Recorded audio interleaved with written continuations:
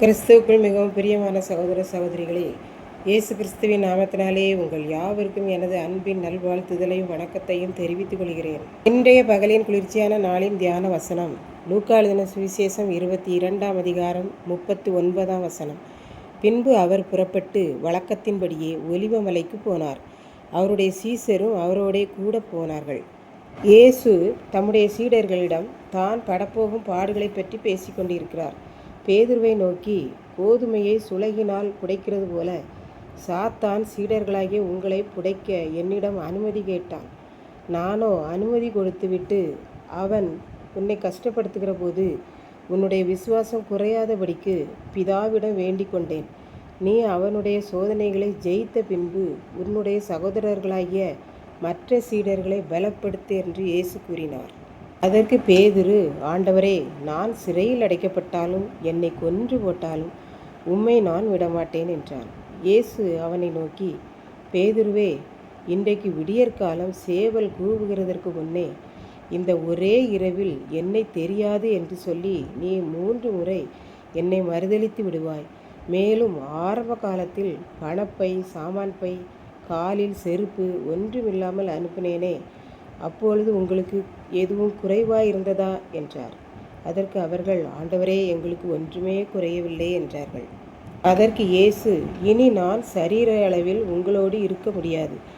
ஆகவே பணப்பை, சாமான் பை இருக்கிறவன் நீ எங்கே போனாலும் அதை உன் கையிலே வைத்துக்கொள்.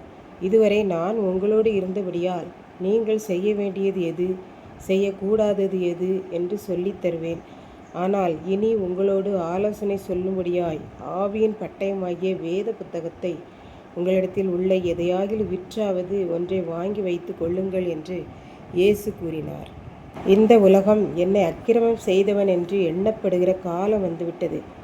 வேதத்தில் எழுதப்பட்டபடியே நான் செல்லுகிறேன். என்னை பற்றிய காரியம் முடிவு வர காலம் நெருங்கிவிட்டது என்றார்.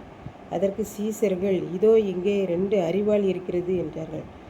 இயேசு, போதும் என்றார். பின்பு இயேசு தம்முடைய வழக்கத்தின்படியே ஒலிவமலைக்கு போய் இரவிலே அங்கே சென்று தங்கினார். சீசர்கள் எல்லாரும், இயேசு எங்கே செல்லுகிறாரோ நாமும் அவரோடே கூட செல்லுவோம் என்று கூறி சென்றார்கள். இயேசு தான் பாடுபடுவதற்கு முன்னமே சீசர்களாகிய நாம் இந்த உலகத்தில் எப்படி வாழ வேண்டும் என்று நமக்கு கற்றுத்தருகிறார் என்று சொல்லி நாம் பார்க்கின்றோம். இப்படித்தான் ஒரு குடும்பத்தில் மிகவும் வறுமை.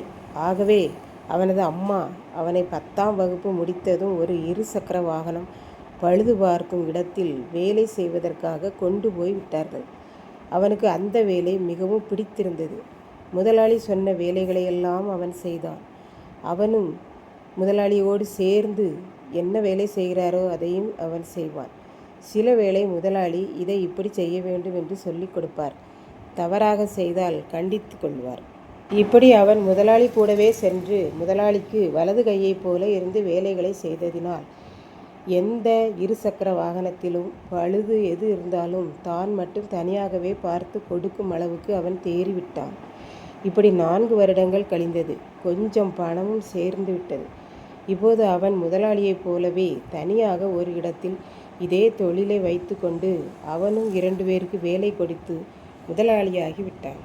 இவன் முதலாளியாவதற்கு காரணம் என்ன என்று நாம் கவனித்தோமானால், தன்னுடைய முதலாளி எங்கே போகிறாரோ, கூடவே வேலை செய்கிறாரோ அங்கே சென்று அவர் கூடவே தானும் அந்த வேலையை செய்தபடியால் நல்ல அனுபவத்தை பெற்றுக்கொண்டு முன்னேறிவிட்டான்.